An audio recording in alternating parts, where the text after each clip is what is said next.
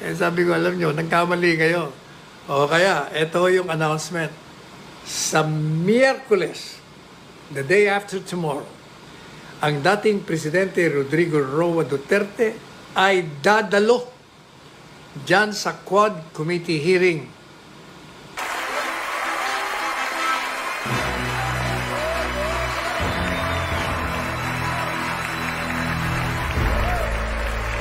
Oh, anong background? The background is, yung Quad Committee nagre-react, bakit daw hindi pupunta si Presidente Digong? Lalong-lalo na yung si Congressman with regards. Sinabi nang walang S yung with regards eh. With regard, walang S yun. Ang kulit niyo talagang dalawa kayong kongresista dyan.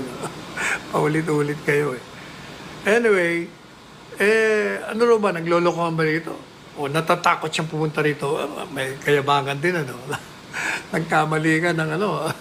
Nagkamali ka ng hinahamon sapagkat may problema ka dyan. Alam po ninyo, nagbigay na nga ng rason. At yan din ang dahilan ko kung bakit sa tingin ko hindi na siya kailangan umattend. Kasi nga, nag-testify na siya sa Senado. Sumuko nga yung mga senador sa kanya. Ayaw niyang umalis. Sige pa, bring it on. Tapusin na natin to. Pero nasabi niya na nga lahat eh. Pangalawa, magastos nga pumunta rito sa Maynila eh. Alam niyo naman, retirement fund lang yan. Pangatlo, parang nagsasayang lang siya ng oras. Pangapat, parang gagamitin lang siya para sumigat itong mga gustong tumakbo ng eleksyon. Panglima, kini-question niya nga yung kredibilidad at integridad nito dahil may lumabas na akusasyon, yung isang resource person na siya raw ay pinipilit o hinihikayat na magsinungaling. O kaya medyo questionable tuloy, questionable. O yan ang background yan. Kaya sabi ni Presidente Duterte, hindi ako attend yan. Useless yan. Eto ngayon ang announcement. Dahil sa mga salita na binitawan ng mga miyembro o chair ng Quad Committee na para bagang hinahamon siya na magpakalalaki siya. At dahil daw nangako siya na pupunta, kailangan pumunta siya. Bibigay naman daw nila respeto nila. Pero yung isa, takot kaya ata eh. Sabi ko, alam nyo, nagkamali kayo. O kaya, ito yung announcement. Sa Miyerkules, the day after tomorrow, ang dating Presidente Rodrigo Roa Duterte ay dadalo dyan sa Quad Committee hearing. Kaugnay dyan sa mga extrajudicial killing na yan. Kaya, yung mga may lakad sa inyo, cancelin nyo muna para mapanood nyo live. At sigurado, maraming I can imagine kung ano mangyayari doon. Titingnan natin yung mga tapang nitong mga kongresistang ito. Makakaharap na nila, yung inahamon nila. Hindi sila uurungan ito. Alam niyo ba yan may kwento ko sa inyo ha?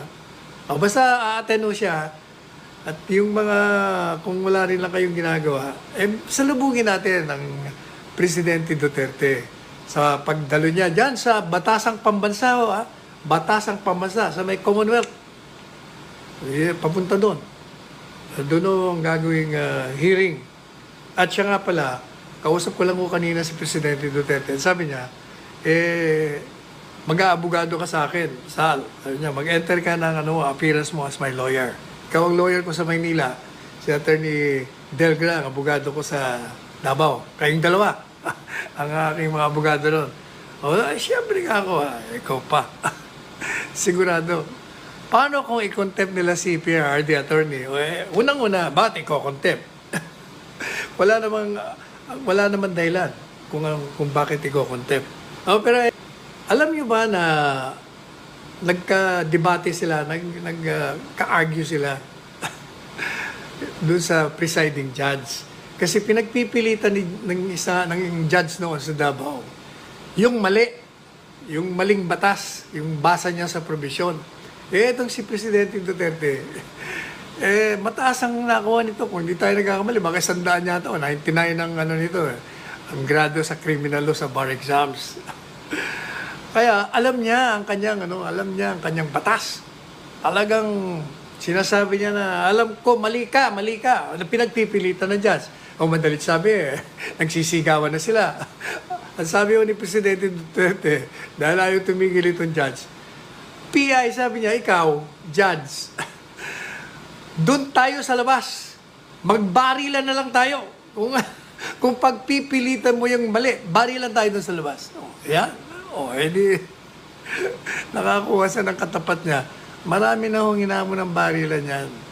Nakita niyo yung isang drug lord doon sa isang lugar. Pinunta niya. Pinaalis niya yung kanyang mga security. Yung presidente siya.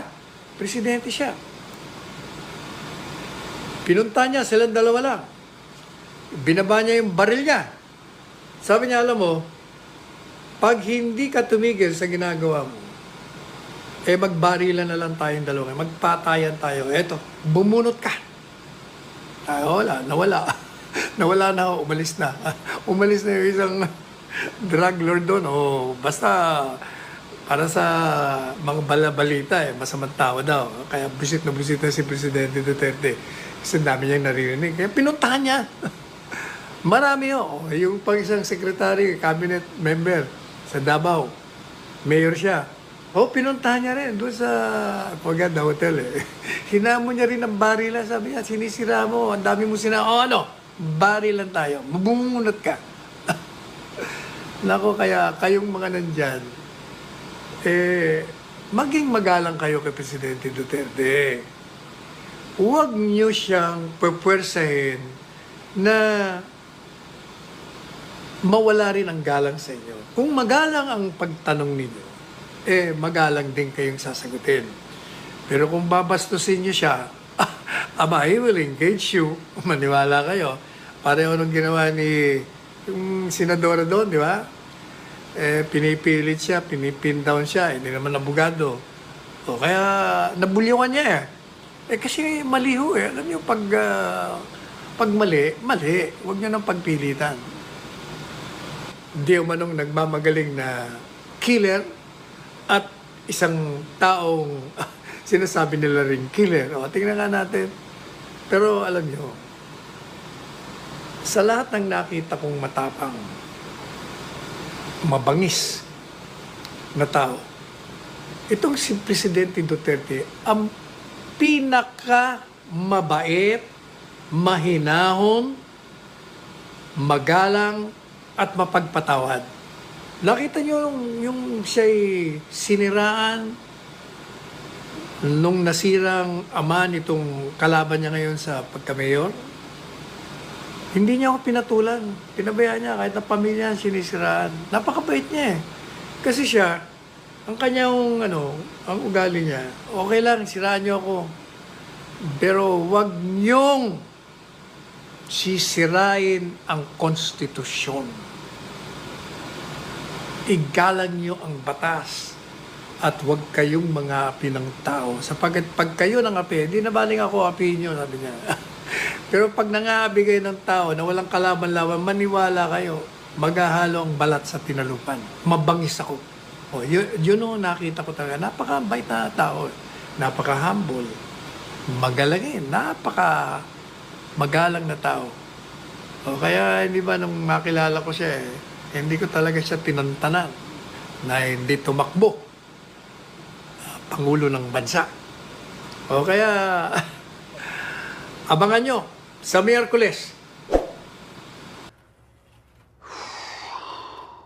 All I can do right now is put on a brave face and go out there and be their leader. It's over. We are screwed.